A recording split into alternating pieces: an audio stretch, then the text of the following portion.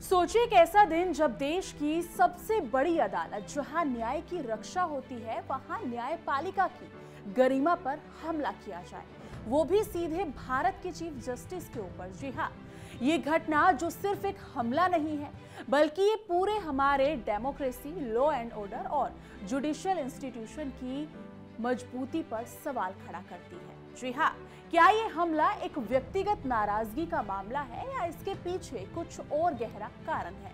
इस घटना ने पूरे देश को हिलाकर रख दिया है और सवाल पैदा कर दिया है, क्या न्यायपालिका सुरक्षित है? और इस घटना पर खुद सीजेआई बी.आर. गवई का क्या कहना है? आज हम इसी पूरे मामले की गहराई में जाएंगे, समझेंगे इसके कारण, इसके प्रभाव और इसके पीछे छुपे संदेश को।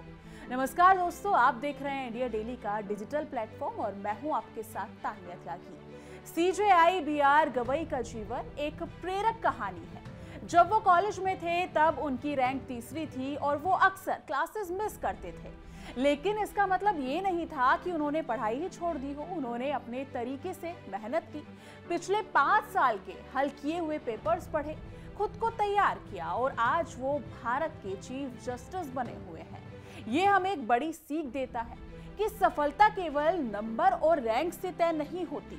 मेहनत, लगन, लक्ष्य और समर्पण ही सफलता की असली पूंजी है। सीजेआई गवई ने अपने कॉलेज दिनों को याद करते हुए बताया कि उन्होंने मुंबई और बाद में अमरावती के सरकारी लॉ कॉलेज से पढ़ाई की।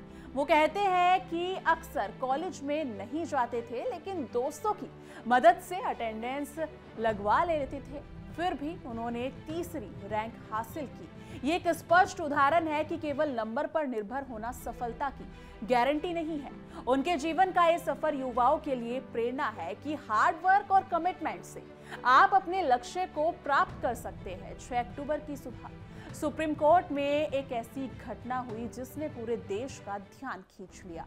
जी हाँ, आप सही सुन पा रहे हैं, एक ऐसी घटना हुई है जब सुनवाई चल रही थी तभी एक 71 साल के वकील ने अचानक चीफ जस्टिस बी.आर. गवई पर जूता फेंकने की कोशिश की। ये घटना इतनी तेजी से हुई कि कोर्ट रूम में मौजूद लोग हैरान रह गए। सुरक्षाकर्मी तुरंत आगे बढ़े और आरोपी वकील को पकड़कर बाहर ले गए। पुलिस के अनुसार ये वकील पिछले महीने खजुराहो में हुई सुनवाई के दौरान जज की टिप्पणियों से नाराज था। ये घटना केवल एक व्यक्तिगत हमला नहीं थी, ये जुडिशरी की गरिमा और सुरक्षा पर सीधे तौर पर हमला था। बार काउंसिल ऑफ इंडिया ने इस घटना को गंभीरता से लिया और आरोपी वकील को तुरंत निलंबित कर दिया।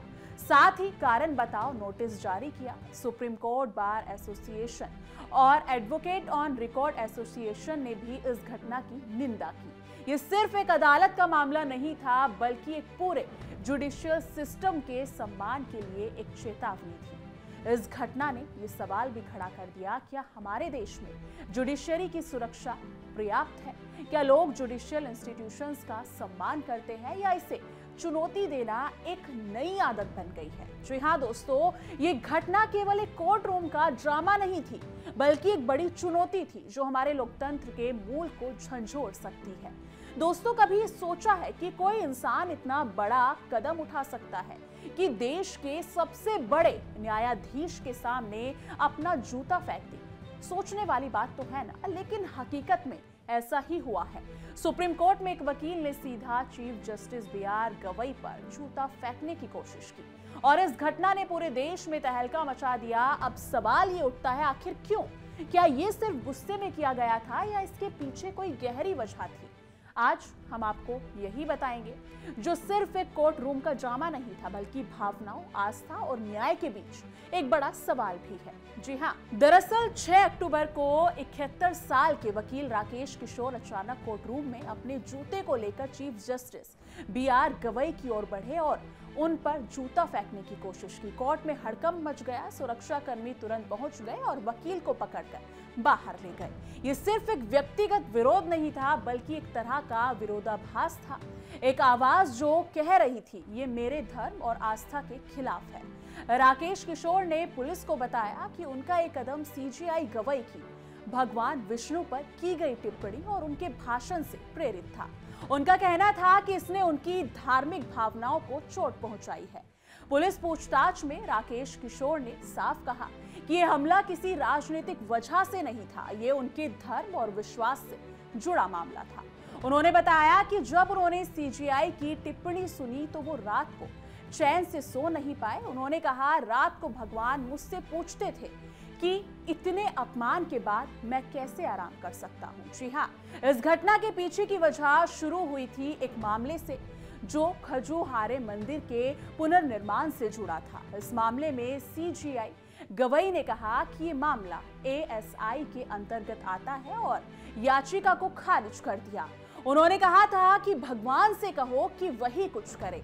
इसके अलावा सीजेआई गवई ने मॉरिशस में एक भाषण दिया जिसमें उन्होंने कहा था कि भारत की न्याय व्यवस्था कानून के शासन के तहत चलती है, बुलडोजर के शासन के तहत नहीं।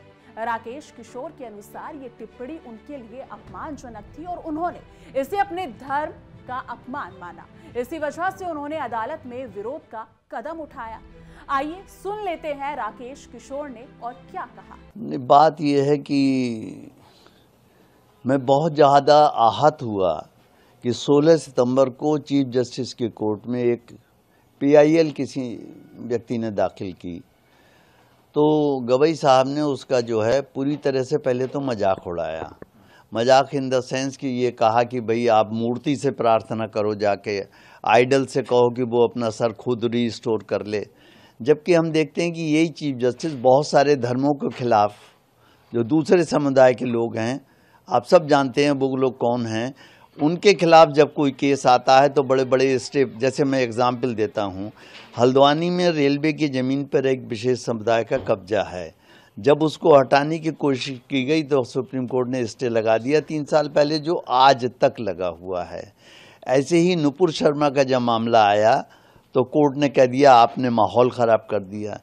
ये सब तो कहते हैं, रोक लगाते हैं, वो सब करते हैं, बिल्कुल ठीक है। लेकिन जब हमारे सनातन धर्म से रिलेटेड कोई मामला आता है, चाहे वो जल्लीकट्टू हो, चाहे वो दही हांडी की ऊंचाई तय करनी हो, या कोई भी मुद्दा हो छोटा मोटा, तो उसके ऊपर वो ज़रूर ऐसा कोई ना कोई ऑर्डर पास करते चली आ रही है ये सुप्रीम कोर्ट, जिससे कि मैं बहुत दुखी हूँ कि ऐसा इन्हें नहीं करना चाहिए। ठीक है, उस आदमी को रिलीफ नहीं देनी थी, मत दीजिए, मगर मजाक भी मत कीजिए उसका। फिर उससे कहा कि आप जाके मंदिर की उसी मूर्ति के सामने मेडिटेट करें। हम कोई ऑर्डर, अन्याय ये इनजस्टिस ये किया कि उसके रिट पिटीशन को खारिज भी कर दिया। तो इन चीज़ों से लेकर मैं बहुत आहत था। वैसे मैं हिंसा के बहुत ज़्यादा खिलाफ हूँ, मगर ये आप लोग ये भी देखिए कि एक अहिंसक आदमी, सीधा सच्चा आदमी, जिसके ऊपर कोई केस आज तक नहीं है, किसी ग्रुप को नहीं बिलोंग करता है, उसको क्यों ये सब करना पड़ा। ये जरूर सोचने वाली बात है, पूरे देश को ये चिंतन करने वाली बात है कि ऐसा क्या हो गया आखिर। मैं भी कम पढ़ा लिखा नहीं हूँ, मैंने भी एमएससी पीएचडी एलएलबी, मैं भी गोल्ड मेडलिस्ट हूँ। ऐसा नहीं है कि मैं नशे में था या मैंने कोई गोलियां खा रखी थी और मैं कुछ करके आया, ऐसा कुछ भी नहीं है। उन्होंने एक्शन किया, मेरा रिएक्शन था, ये जो भी था। तो आप इसके लिए जैसे लेना चाहें लीजिए। आई एम फ्री टू से दिस थिंग कि मैं फियरफुल नहीं हूँ किसी चीज़ के लिए, ना मुझे कोई इस बात का अफसोस है कि क्या हुआ क्या नहीं हुआ। इस घटना के बाद खुद सीजेआई बीआर गवई ने पहली बार बयान दिया है। उन्होंने कहा कि सोमवार को जो हुआ उससे मैं हैरान था, लेकिन अब ये हमारे लिए एक बीता हुआ समय है, एक भूला हुआ अध्याय है। सीजेआई ने इसे एक तरह का इतिहास मानते हुए कहा कि अब उन्हें इस घटना से आगे बढ़ना होगा। ये बयान दर्शाता है कि उन्होंने इस घटना को व्यक्तिगत रूप से पीछे छोड़ दिया है और न्यायपालिका की स्थिरता पर ध्यान देना चाहिए। हालांकि इस पर बेंच के अन्य जज जैसे कि जस्टिस उज्जवल भुइया ने अलग राय जाहिर की है। उन्होंने कहा कि ये घटना सुप्रीम कोर्ट का अपमान है और इसे हल्के में नहीं लिया जाना चाहिए। जस्टिस भुइया ने स्पष्ट किया कि कोई मजाक नहीं है और ये पूरे न्यायिक संस्थान पर चोट है। उनके अनुसार चाहे कोई भी फैसला क्यों ना हो, न्यायपालिका की गरिमा हमेशा बनी रहनी चाहिए। सीजेआई बीआर गवई और जस्टिस उज्जवल भुइया की अलग अलग राय इस घटना को और भी गंभीर बनाती है। ये दिखाती है कि न्यायपालिका के भीतर भी इस घटना को लेकर अलग दृष्टिकोण है, लेकिन दोनों इस बात पर सहमत है कि ये घटना महत्वपूर्ण है और इसका प्रभाव लंबे समय तक रहेगा। इस घटना का प्रभाव केवल कोर्ट रूम तक सीमित नहीं है, ये पूरे देश के न्यायिक और सामाजिक ताने बाने पर असर डाल सकती है। ये सवाल उठता है कि क्या हमारे देश में न्यायपालिका की सुरक्षा पर्याप्त है? क्या लोग न्यायपालिका का सम्मान करते हैं या इसे चुनौती देना एक नई आदत बन गई है? CJI B R. गवई का बयान है कि उन्होंने कहा कि भूला हुआ अध्याय है, ये दर्शाता है कि वो न्यायपालिका की गरिमा और स्थिरता बनाए रखना चाहते हैं, लेकिन जस्टिस भुइया की राय इस बात को चुनौती देती है कि ये कोई मामूली घटना नहीं है, बल्कि ये न्यायपालिका के सम्मान को ठेस पहुंचा सकती है। इस पूरी घटना का मतलब ये है कि हमें केवल न्यायपालिका की सुरक्षा के लिए नियम बनाने की जरूरत नहीं है, बल्कि समाज में न्याय और सम्मान की भावना को भी मजबूत करना होगा। ये घटना हमें ये सोचने पर मजबूर करती है कि क्या हम अपने न्यायपालिका के प्रति सही रवैया रखते हैं और क्या हम इसे सुरक्षित रखने के लिए अपने स्तर पर प्रयास कर रहे हैं। न्यायपालिका केवल एक संस्थान नहीं है, ये लोकतंत्र का मूल स्तंभ है और इसे सुरक्षित रखना हम सभी का जिम्मा है। दोस्तों, आज हमने जाना कि कैसे एक इंसान की प्रेरक कहानी, एक कोर्ट रूम में हुई घटना और एक बयान हमारे समाज, न्यायपालिका और लोकतंत्र पर गहरा असर डाल सकते हैं। CJI B R. गवई की कहानी हमें ये सिखाती है कि मेहनत, लगन और दृढ़ निश्चय सफलता की पूंजी है। सुप्रीम कोर्ट में हुई घटना न्यायपालिका के सम्मान पर सवाल खड़ा करती है और सीजेआई का बयान हमें ये सोचने पर मजबूर करता है कि क्या हम इस घटना को भूल सकते हैं या इसे रोकने के लिए कदम उठाने चाहिए। क्या ये घटना न्यायपालिका की गरिमा पर चोट है या केवल एक भूला हुआ अध्याय?